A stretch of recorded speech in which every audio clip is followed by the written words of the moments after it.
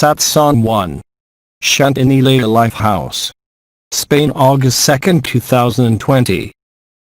Hello to all. So, we're going to approach this last satsang by really getting into the concrete for those who are not yet living it, the concrete of everyday behavior, in the events of everyday life, very simple, which will allow you precisely through certain ways of proceeding in your behavior, which will unmask, if I may say so, what you are. Of course, it is not a technique, it is not a practice, but it is simply the way of behaving in everyday life, I specify, in order to allow you to identify, to see already, to see then to identify the elements that prevent you in your behavior to perceive and live the truth. There are a certain number of rules, I will let you question afterwards. In every event of your life, whatever it is, whether it is in a relationship with anyone, with an object, there's what is called personal emotional intelligence, and another form of emotional intelligence which is called social or relational emotional intelligence. The most important is this personal emotional intelligence that will allow you to understand yourself, to observe yourself and to cross all layers of illusions with ease in the daily acts of life. So I give it to you. The first one, do not react. In emotional intelligence, it is all the work of Mr. Goldman, an American, that I have managed to introduce into neuroscientific systems of measurement, which allow, with electrodes on the human body, to draw up a complete cartography of the functioning of the individual. One of these rating grids of my measurement system concerns precisely emotional intelligence. Emotional intelligence is the intelligence of the relationship. Don't just see emotions, as we say, but it's everything that will deal with the way we perceive the other, the situations and ourselves. So there is, independently of this personal and social emotional intelligence, there are what we call emotional fundamentals. So of course, I'm not going to deploy the whole neuroscience system to you, you're not here for that. In the emotional fundamentals are a number of things. 1. The first one is the ability, as I just said, not to react. When something happens to you, whatever it is, you're going to be angry, you're going to be sad. You can't refuse that emotion, it is what it is. The fact of wanting to understand it or to find its causality takes you away from the present instant. Gurdjieff at the time said, when you have an emotion, you cannot refuse it, you cannot oppose it, but there is one thing you can all do, and that is to decide mentally, intellectually, to say to yourselves, the emotion is there, I'm postponing it until tomorrow.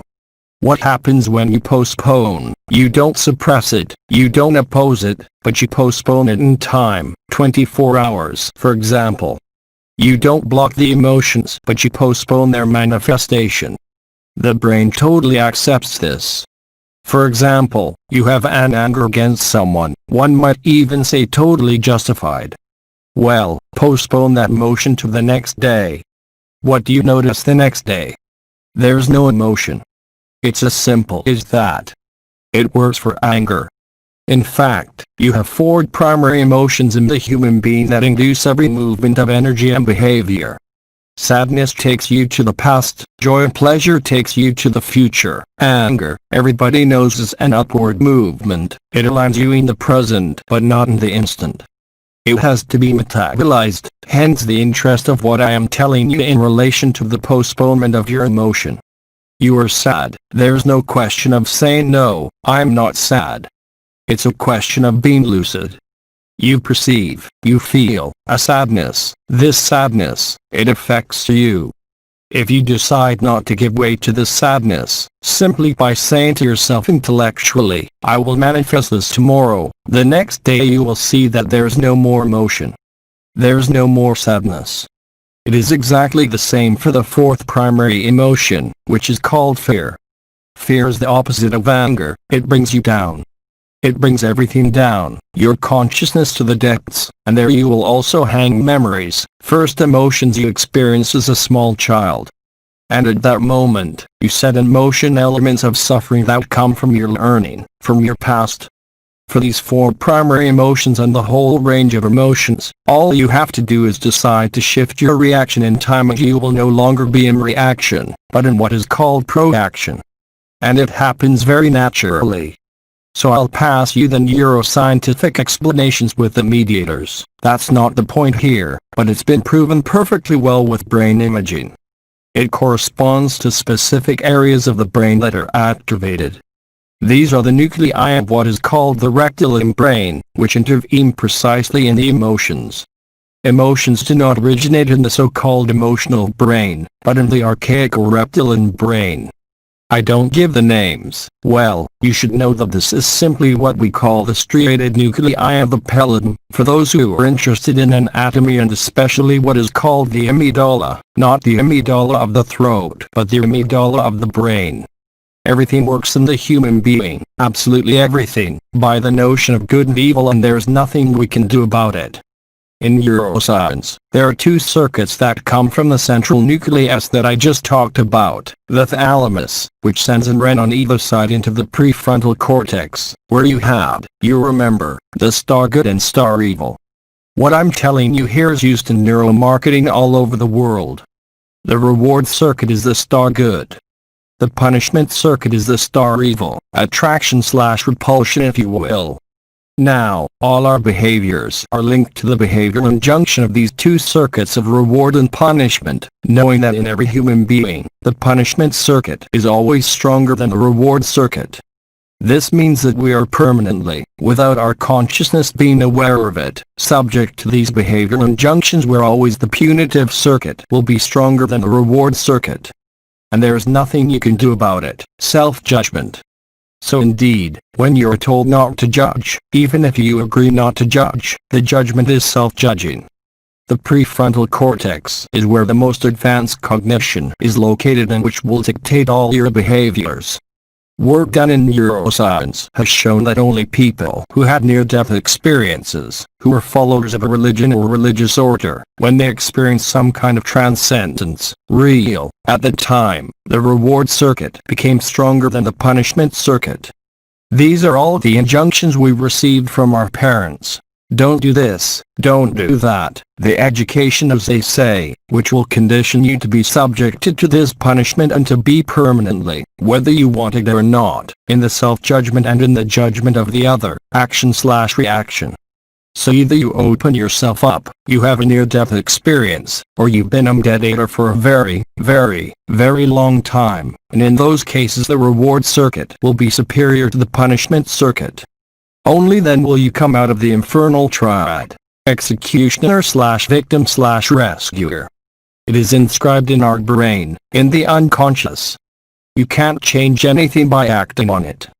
What I was telling you yesterday, all psychologies, whatever they are, whatever their names, you will reinforce the conditioning by wanting to oppose it. It's systematic. And you can't use positivism or positive thinking or the law of attraction to change that. That's a scam. You can only be lucid. Lucidity, which I've been talking about for several days now, authenticity, is going to require not an introspection of memory but an observation of the present. I will give you an example. Today, in neuromarketing, you can trigger a purchase decision in a client without any rational argument. I have told you that these circuits of reward and punishment are usually formed between 3 and 7 years, when the feeling of being an individual appears.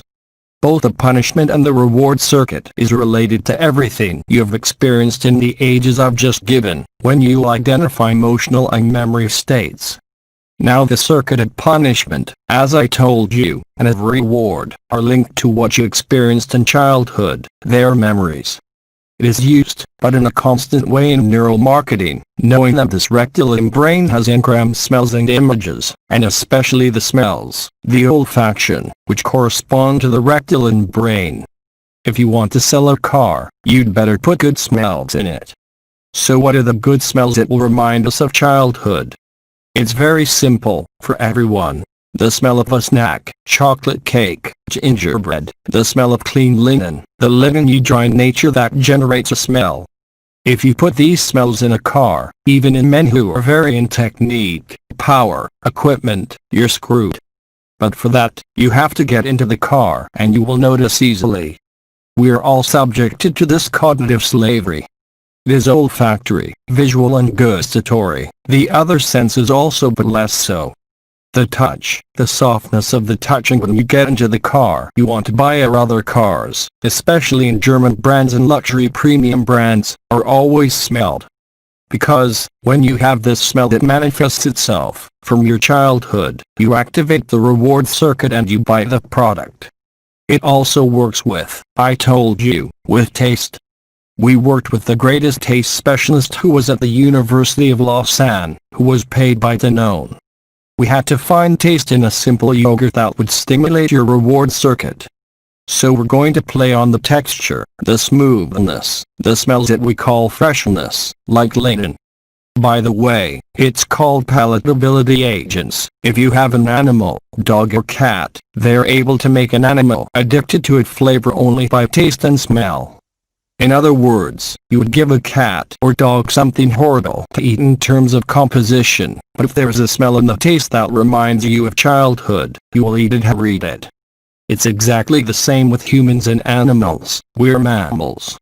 Third thing, I told you, smell, taste. The third thing, vision. You may not know it, but there are color codes that induce a buying impulse. If you put in your article on the internet that you're presenting an AD, a very particular green, you will stimulate areas of the brain and you cannot escape it. What you see, even if you don't believe it, it penetrates.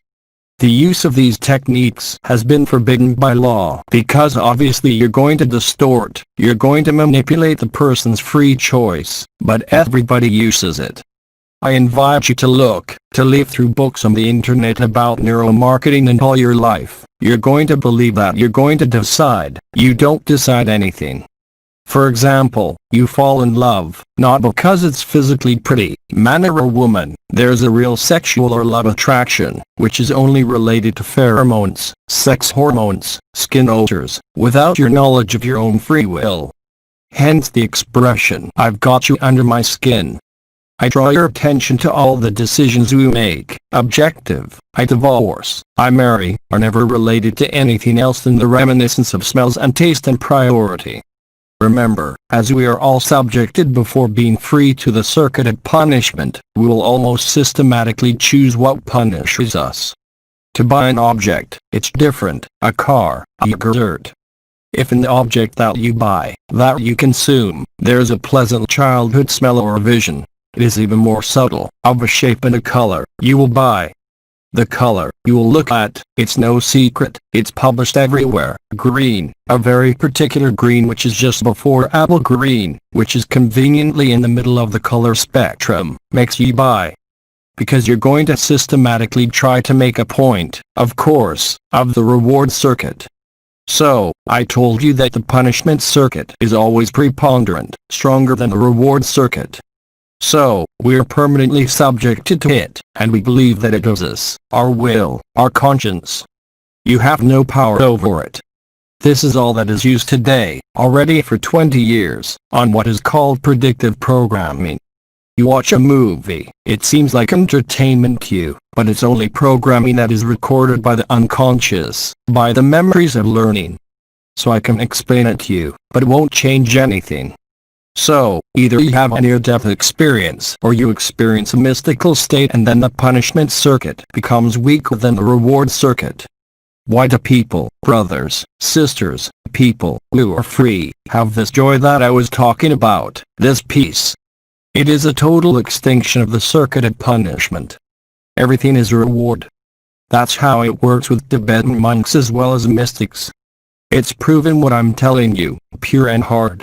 And when I tell you not to react, to put off the emotion that comes out until tomorrow, you leave the punishment circuit, you leave the action/reaction, and you go into the pro-action. And this is where one of the emotional fundamentals that I have already discussed with you will manifest itself, which is called flow, the French name for maximum neurobiological efficiency, flow in English, fluidity. I have taken the example of athletes, remember, because they spot it very easily. When you have lived an experience, even if it is not complete, mystical, you are always proactive. When you're proactive, you cut off all reactions.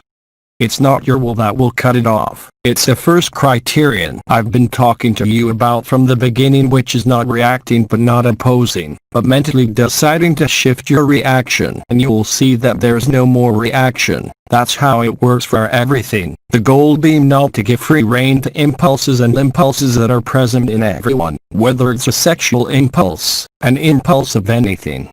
Elisa translates, and everyone starts laughing.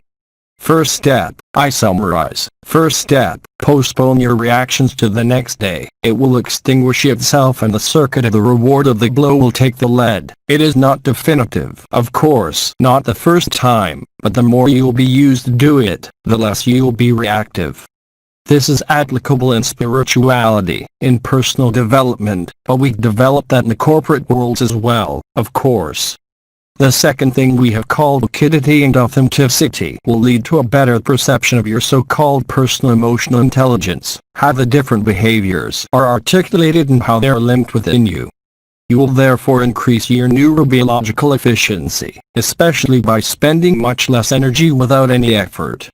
Now the second principle, lucidity and authenticity, is going to consist, and this is in line with what we call the Toltec chords. Whatever you're told, don't make it a personal matter. If you're lucid, if you listen to your body, because emotion passes through the body, of course. A very simple example is the work of Mr. Ekman in the United States, who has shown that an emotion is always accompanied, in all the peoples of the world, whether it is a Russian, a Maasai, a Hindu, it is always the same muscle groups of the face. There are 40 muscles that are put into action, whether you want it or not. The amazement, the anger, you see it's not the same muscles that move, and we all have this innate ability, which we call by learned name dysautonomia, whatever, which is the ability to recognize non-verbal signals. That is to say, unconsciously, you recognize emotion without the person needing to shout, if they're angry, by the muscles that are involved around the face, even unconsciously. That's why I was telling you, when you're free, you always smile. You can't help it. You are rewarded all the time. Everything is rewarded. Your brain is bathed in oxytocin, which is the neuromediator of happiness. So if you adopt authenticity in relation to what you feel, not to what you're told, as Omrem says, it is he who says who is, you've become positive, whether you like it or not. Elisa translates, a little more, and people burst out laughing. All of you, you've all heard about laughter yoga. If you make a habit of it yourself, even if it seems artificial to you to smile no matter what, you will program your brain on joy. It's automatic, because what makes the muscles of the face move is what we call the cranial nerves. Well, I'm not going to give you the names of the 12 muscles, who cares, but they're all connected to the brain stem and the cerebellum. You remember where the earth triangle is. If you don't react and smile, you're going to change everything. You will understand and live. You will understand and live the divine indifference. Laughter in the room at the end of the translation. In other words, the louder you look, the worse you'll feel. So you don't react, you are authentic and lucid about what is lived in your body compared to what the other says. A very simple example, you love couscous, which is my case. You salivated the idea of couscous. It's all conditioned and it's all to be seen. What I often say in neuroscience training is that we are slaves. Everything we think we decide with the decision-making centers of the prefrontal cortex is absolutely conditioned unconsciously. That's why, for the last 2 years, the last 3 years, we have also insisted on habits. All the things that you do naturally, a habit, whether it is, for example, taking off your shoes on the way home or in other people's homes, anything, you take any kind of behavior, because habit is also a slavery, and that is the lucidity of personal observation, not of the other person, not of the world, of you. It's not introspection in the sense of memory, it's introjection. Consciousness is turned towards proprioception, what is happening in my body, rather than reaction. Look at the position of your body. Someone who is closed, it will be like that, crossing his arms. We see them all in conversation with brothers and sisters. As soon as you talk to them, they get like that. They refuse communication. The one who is open will have open arms. It goes very, very far. That is to say that there is a behavioral posturology that is totally unconscious and is the same in all human beings, like the muscles of the face. Posture. If you introject your consciousness, not to analyze it, but for example using your consciousness called proprioceptive. What does it mean? For Lisa, proprioceptive consciousness is the perception of your body. If I ask you where your right hand is, you know where it is. You don't need to think about it. But look at what's happening to your face. You're making a face, or you're smiling, you're angry. Observe the position of your body when you were going to react as usual, since you have postponed the emotion. Because there are ultimately three primary behaviors. I'm not talking about emotion, but primary behavior, which was determined by a great scientist you may know. In fact, his name was Leverett, a very great scientist. Look, it's a bit difficult, but the conclusion is very simple. Mr. Leverett showed that in all mammals, there are independently of emotions three behaviors: fight or flight, or indifference. Indifference is deadly, not the divine indifference. I'm talking about behavior there. All behaviors, if you're lucid, can be reduced to this: in all emotional circumstances and in all memory processes, it is a survival reflex. Flight/fight, flee/fight, flee/fight. It is directly linked, of course, to reward/punishment. The punishment circuit is flight, the reward circuit is fight, but the fight is not just about fighting. You will understand very simply. Learning is the child. You tell him not to put your hands on the electric plate, it burns, and one day he will put his hands on the plate. Escape. You can't fight against an electric plate, and that will get stuck in the brain. You won't touch an electric plate with your hand anymore. It's behavioral injunctions for the most serious ones. You remember we talked about the little devils. That's all that is used in cognitive and behavioral therapies. Today, if you're capable, not of analyzing but of being sensitive to the position of your body, proprioception is simply body awareness, you're going to come out quite quickly, a few weeks, a few months, from this reactionary side which is only linked to these emotions experienced in early childhood, and you're going to be, as they say, available. By observing you, without analyzing you, without looking for causality, there's no need to say, it's mom and dad's fault. It's useless. It's a question of being in this form of benevolent observation of yourself in order to unmask all these cognitive slavery. All of this will place you in an aptitude to live freedom and indeed to no longer depend on memories and history, and also to avoid any projection into the future. It's frightfully simple. Observe the position of your body in front of life's circumstances. Smile. Even if it is a forced smile, it might seem false to you because you're laughing when you don't feel like laughing, but you will, by reflex, free the circuit of punishment, and that's the end of guilt. That's the end of self-judgment. See, once again, it is not a technique or a practice, it is a behavior that you're going to adopt and you'll get out, as we say, as the speakers say, without any difficulty in your life, in your history. To be in the flow, you will be in the maximum neurobiological efficiency. It works very well in business. It's actually taught at HEC now, not by me, not by my son. Emotional intelligence. The best salesman is not the one who convinces, it's the one who welcomes you, because that will activate the reward circuit. So there is no need for competence, there is a need for behavioral aptitude, in all businesses. Those are the two essential points. The action/reaction replaced by the proaction, the postponement of emotions for a few hours or 20 hours, the liquidity, especially the smile, to observe the position of your body. Someone who is closed, it is like that. Someone who is open, the shoulders are open. The body imprints emotions not only in headaches or stomach ulcers, but by the simple position of your body. What we call here and now, hickenance, is being totally immersed in the present instant. To do this we must be lucid about what our body is doing without our posturology, putting the muscles of the face into action. Even if it is forced at the beginning, it will necessarily be forced. Say to someone who is sad mouse, he will tell you, but he's crazy, I'm sad. You don't care. Keep your sadness. Spread your lips. You don't have to believe it. It happens automatically, and then you're going to get closer to the present instant. Elisa translates and the room starts laughing. You will no longer be subjected to what you experienced as a child, and you will not need to project yourself when someone talks to you about the solution or in the future. So of course, there are other elements, but these three at least, are the most important ones. Without effort and without going to analyze what happened in your childhood, you will very quickly overcome and transcend this cognitive slavery. The protraction, the liquidity, the smile, whatever happens, you force yourself to smile. It is false since you don't feel like smiling, you feel like crying, you are angry, but you will inevitably and very quickly lead to this state of peace, of non-judgment, of yourself first.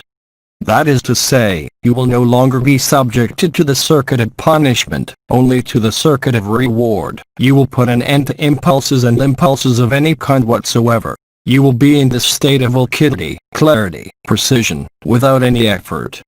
Then at the time, I would have told you, you activate the stars of clarity and precision which are on each side of the temples, something that we did. Moreover, at the time, with what we called for the participants, the yoga of unity, which was exercises like all the yogas, like the mudras, the same thing, but applied to the functioning of the brain.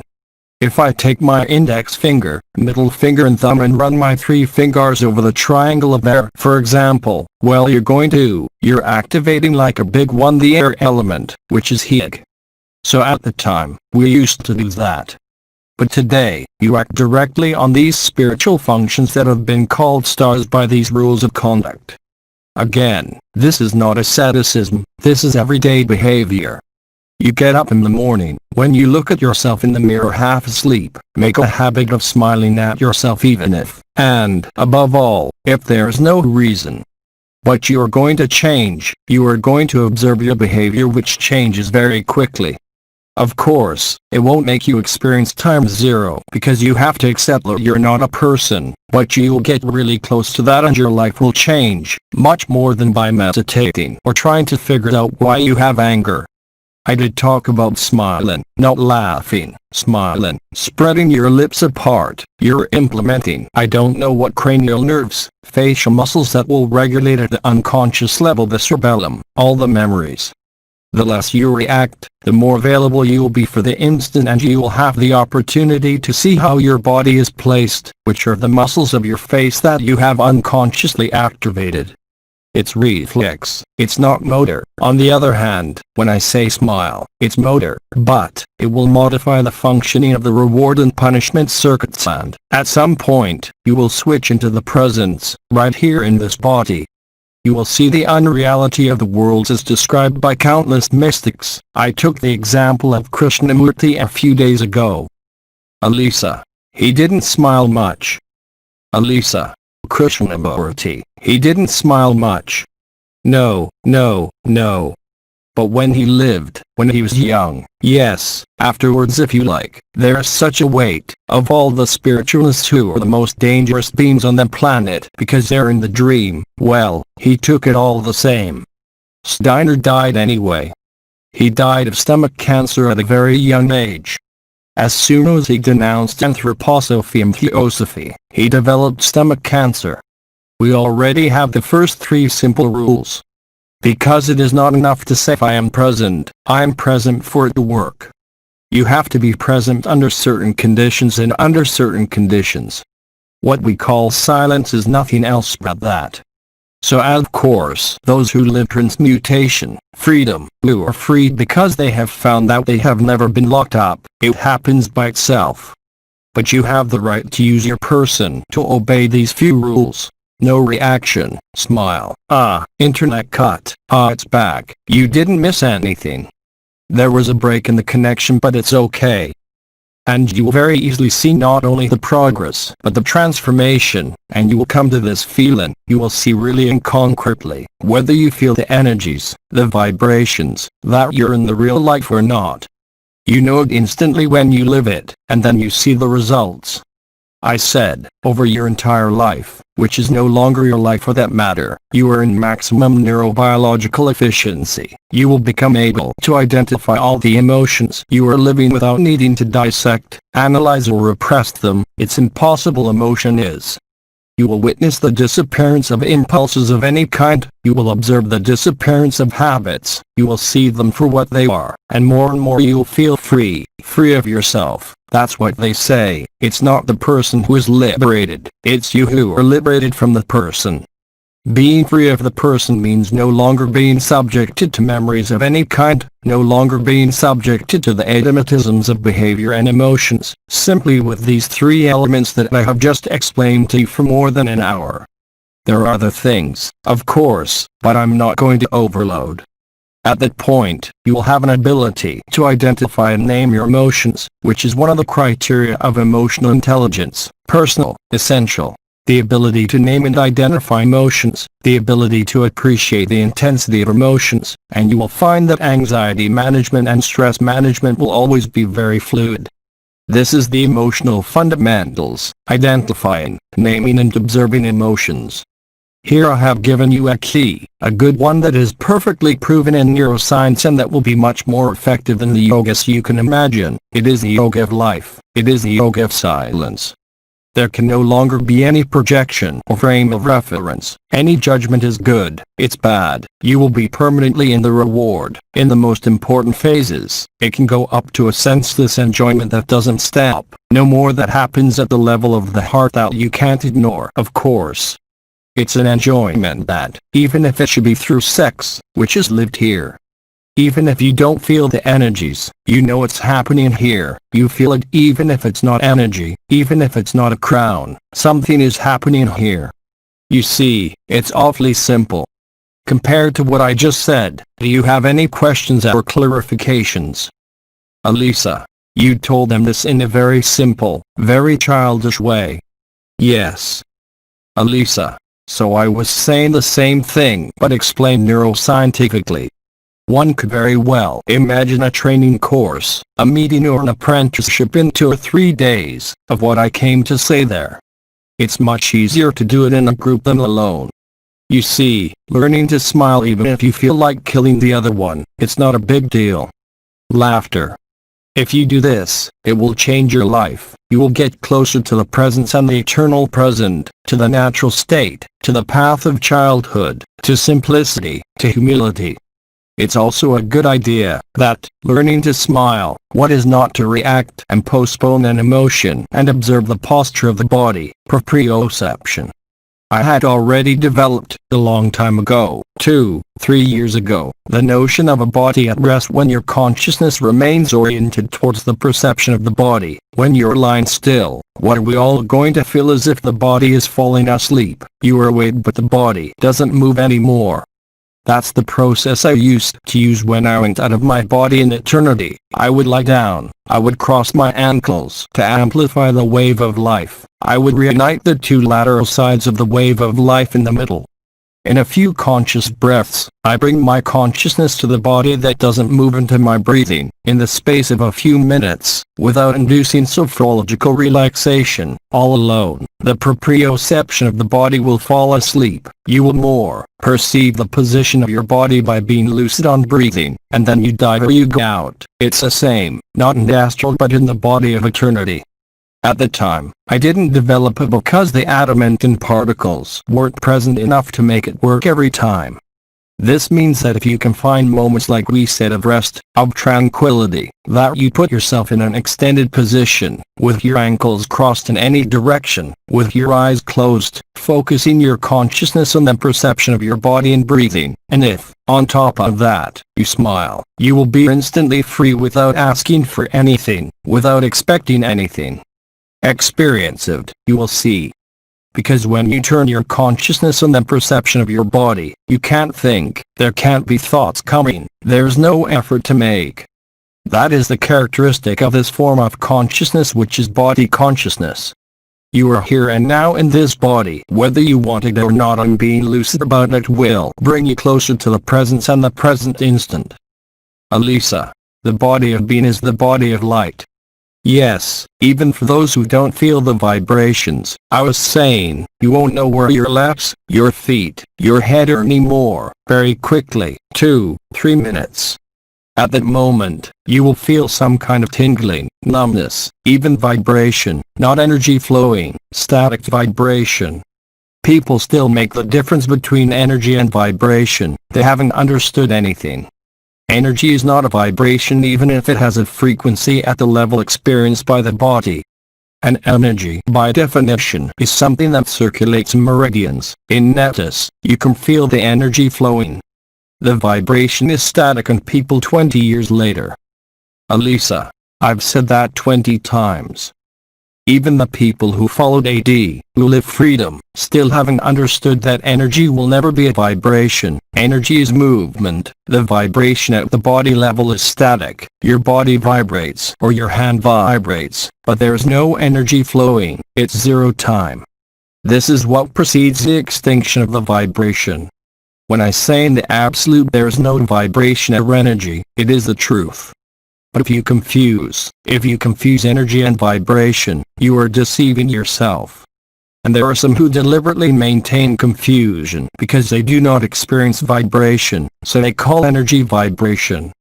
Energy, Kai, breath as the Chinese say. The definition of Kai, energy, is the water that flows between two banks for the meridians. It's electromagnetic, okay. The Kai for the Chinese, the ideogram, is a cauldron in which rice is cooked by the fire below and the Kai is the steam that is above. It is linked to the agitation of the water that heats up, to movement. The vibration is not linked to movement, it is linked to mobility, and here, in this case, of the body.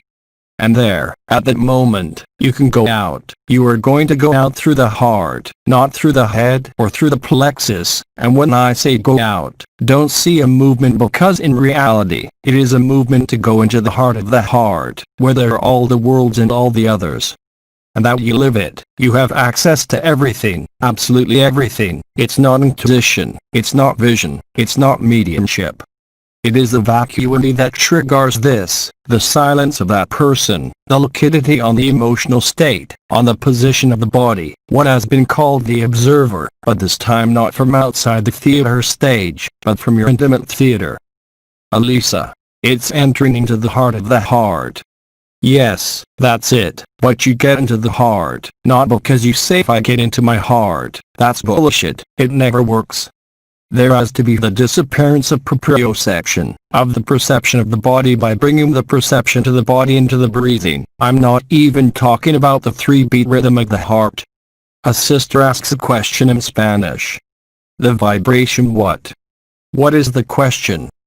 Alisa, if in the 0 point, we're in the vibration. No, there's no vibration at the 0 point, that's what I just said, exactly the opposite. If you vibrate, you will never touch the 0 point, but it's a step. Before the extinction of all energetic or vibratory perception, you go through this silence. At 0 time, there's no more vibration, there's no more energy, and it is when you experience this that you're free of your person, not before. As long as you feel the energies you cannot be free. Alisa, when it is there, it is very difficult to come back. It is very difficult afterwards to come back when it is in this state. Sometimes it takes hours to come back. It is very difficult to come back. Once you've gone through this process, there's no point in trying to relive it over and over again, whether it's through meditation or whatever, because you'll find it harder and harder to come back. At that point, this process that you live in rest and silence of that body must pass into everyday life. There, what I give is not all the time that you have to do it. It is at the beginning, as soon as you have lived. When you have lived this process that you describe, effectively if you maintain it too long, you will have more and more difficulty to come back. That's what was happening when I was doing the decorporation treatments in the body of eternity, where it really took a while to get my body back. Because when your consciousness goes out at time 0 and comes back into the body, you really feel like you're going into a corpse, into something that is limited or frozen. So how do you avoid that? Once the process is understood and lived, you will be able to trigger it even in movement. through smiling and observing, but not observing the theater scene, but observing your body. Elisa, being and not being, in fact it's being there and not being there. No, you are completely there.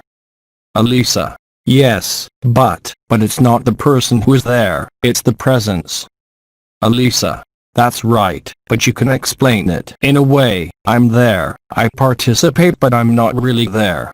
You're completely there, I would say, but at time zero.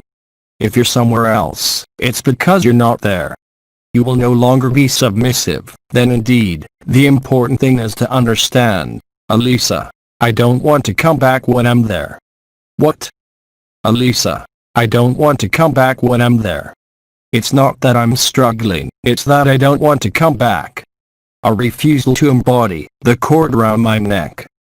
Elisa, but when I am there in the state you described, it is very difficult for me because I don't want to come back.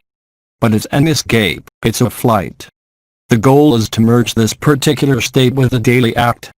Without that, it's an escape. Alright, it's very pleasant, you're bathed in beatitude, but then when you come back, the goal is not to leave.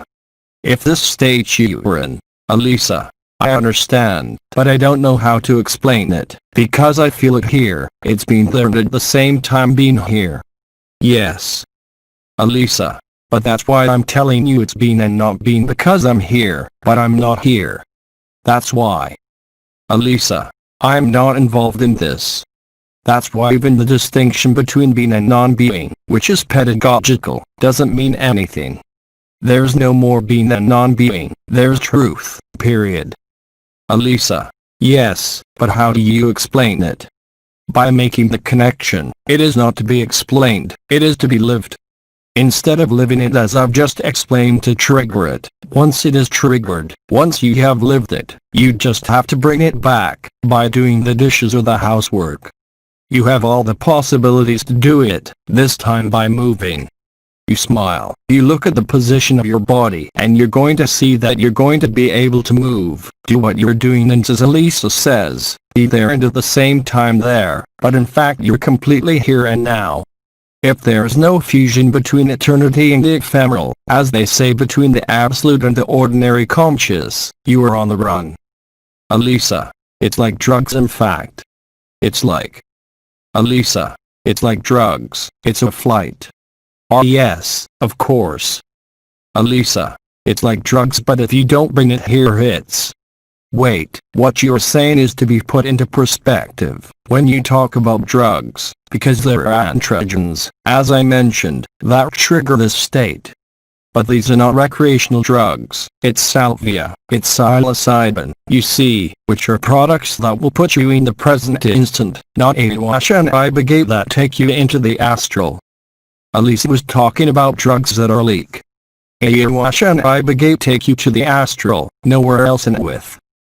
Elisa, slowly. Elisa, I have been many times in this state, I arrived alone, I went to bed and I got there. I have been in this state of pleasure where the smile was there, but now I am getting to this state, but the smile doesn't come. Why not? What happened? Lately I have been moving backwards. I used to be in these states and the smile was there, but now I get to be in this state, but the smile is not coming. Because it's not a natural state, it's because you're reliving in your consciousness this experience, these extraordinary experiences, and you're trying to relive them in the present but they're gone. Elisa, it's like dissociated, isn't it? It is what? Elisa, I don't understand. Because you keep the memory of the past experience or experiences and you bring those memories back to the present, unconsciously, you can't do anything, it's like that. Elisa, I go to bed and I get to that state right away, but I don't have a smile on my face. Yes, but if you're up and you can't do it, it's useless. It can only leave a huge frustration. It means that there hasn't been a fusion between the two. Sister. It stays there. What I gave you as a technique, as behavioral advice this morning, is exactly to live it in a lucid, conscious way, in everyday life. I remind you that it has been called the natural state, and that the only way, in fact, is to smile, and you're going to bring about fusion, to observe precisely what's going on, your thoughts, your emotions, without giving them free rein, you carry them over, and to smile. The process that I said, extended for proprioception, is for people who don't live it, but I didn't say that you have to live it all the time to be able to live it. On the contrary, you describe it very well. Elisa. Afterwards, it's like a vibratory spasm, the whole body vibrates. Yes. Sister. I come back, it's like going back down. In the presence of a zero instant, except during the discovery, you have the impression of exploding. There's no vibration or, in any case, consciousness is not centered on vibrations, on perceptions, it is centered on silence. Sister. When you feel like you're exploding, what is that? The goal is to bring that back here. Sister. But yes. But the problem is, as we said with Kai, as soon as you indulge in that, you're going to find it harder and harder and harder to come back. Me, I say to start the process, but then, especially not, when you live it, to repeat it over and over again, non-stop. I repeated it over and over again for a period of time because I had things to do, in other dimensions, on this earth, but then I stopped. Not because it was useless, even though Biddy told me so, but simply because it was a waste of energy, a waste of time, and that, on the contrary, it was the intelligence of the light that was acting and not you. The problem as you present it is that you're convinced that it is always you who are leading this. Yes, at the beginning. Discussion in Spanish. But then what? Discussion in Spanish between the sister and Elisa. Any other questions and things to say? Discussion in Spanish. What do they say? Elisa. She said that she doesn't see it as an escape, you see, as a recipe. Yes, but you say yourself that it is not lived in the natural state, in the conscious. Sister. That served me well when I was a little bit, perhaps agitated, I don't know. I laid down and remained calm. Yes, but it's still an escape even if you say no.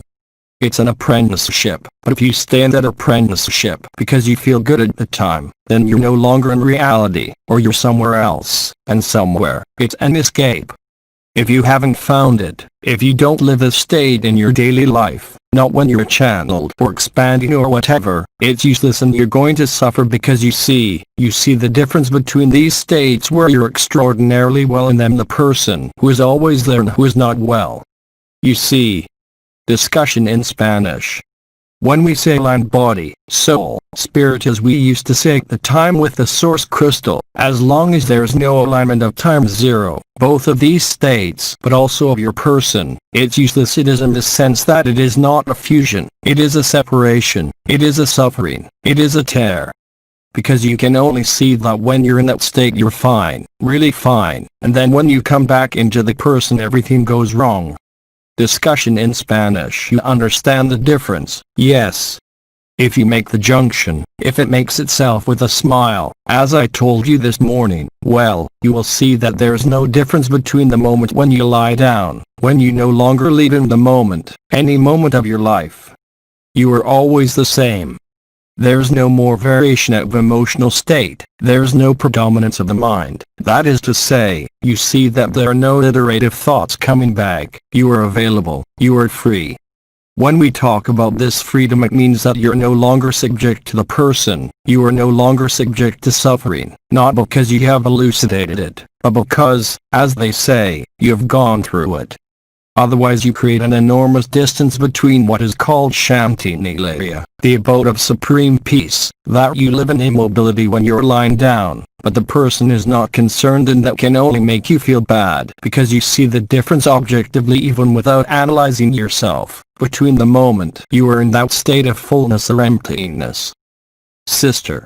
That's what I mean, it's that when I get to that state, I'm able when I come back to continue in that state, so it serves me, it's not a separation, it serves me but it doesn't last. Sister. There you go. It disappears. Sister. It disappears, there's a moment when it disappears. It goes away. It's not immutable, what we call immutability. Sister, that's it. The immutability is total peace no matter what happens, but the junction has to be made. But obviously you're going to take advantage of this effect when you come back, but it disappears. And when it disappears, you are even worse, you miss it. Sister, yes. But I assure you that you can experience it without the need to meditate, pray or raise your consciousness, in any vibration whatsoever. When you get the thing, it will be lived, it will be lived. Discussion in Spanish. So let's start again for everybody. There are some things to ask about this before we go on to questions. Over there. Discussion in Spanish. So what are they talking about now? Elisa. Trauma. They are traumatized by what you said. They didn't understand anything. Discussion in Spanish. Elisa. She says a practice of that. It's not a practice, it's just an apprenticeship, as I said. Discussion in Spanish. What does it say? Elisa. The meditation in daily life. No, it is not a separation, of course. Elisa.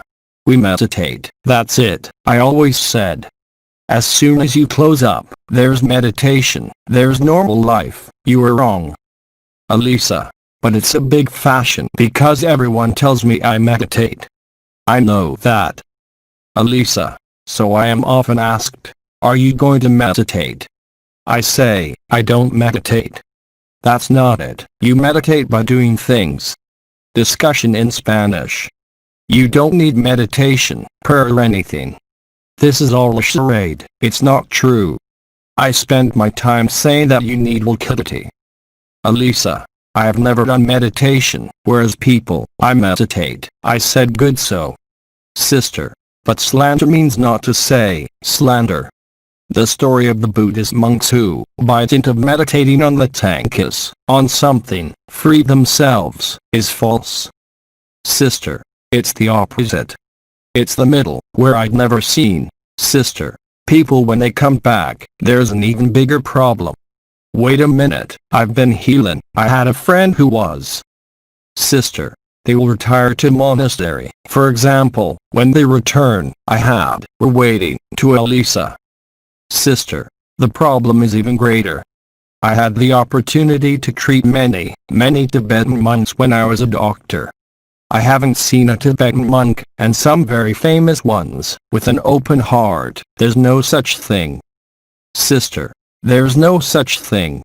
They all have the second chakra burst.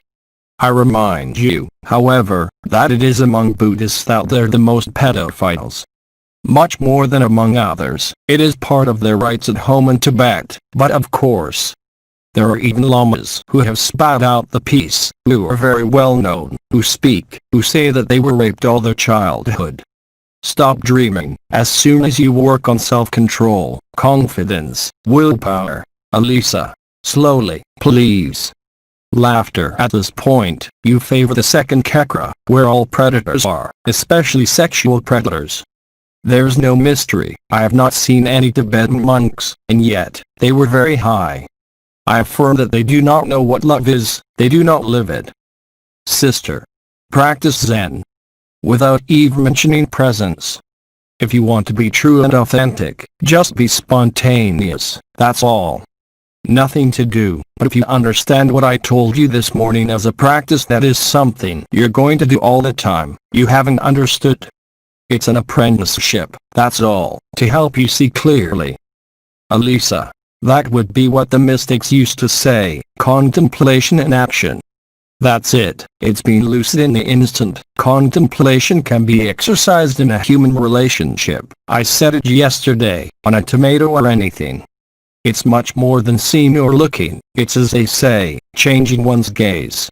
The object looked at with contemplation, as you say, shows you that there is no distance, and there you are effectively in this absence of judgment, discrimination and separation. You see? It's alright.